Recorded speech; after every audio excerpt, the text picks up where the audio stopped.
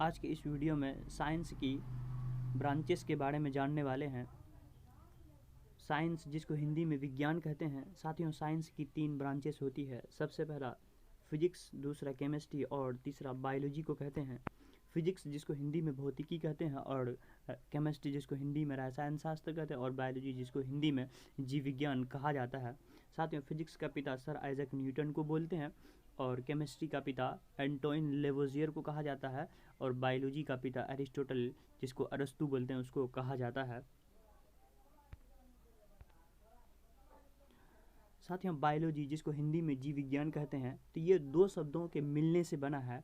Bio plus logos is equal to biology जिसको हिंदी में जीव विज्ञान कहते हैं। बायो का अर्थ होता है लाइफ और लोगस का अर्थ होता है स्टडी। इस प्रकार स्टडी ऑफ लाइफ बायोलॉजी का अर्थ हुआ, यानी कि जीवन का अध्ययन, यानी कि विज्ञान की ऐसी शाखा जिसके अंतर्गत हम लोग जीवन का अध्ययन करते हैं, उस शाखा उस ब्रांचेस को हम लोग बायोलॉजी यानी कि जीव विज्ञान कहते हैं।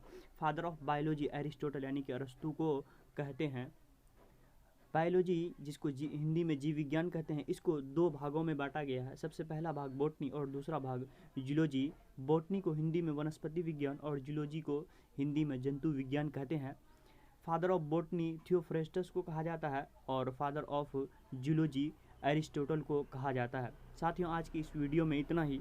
यदि वीडियो आपको अच्छी लगी है तो इस वीडियो को लाइक, शेयर एंड सब्सक्राइब ज़रूर करिएगा और कमेंट में अपनी राय ज़रूर बताइएगा। थैंक यू साथियों, आज की इस वीडियो में इतना ही।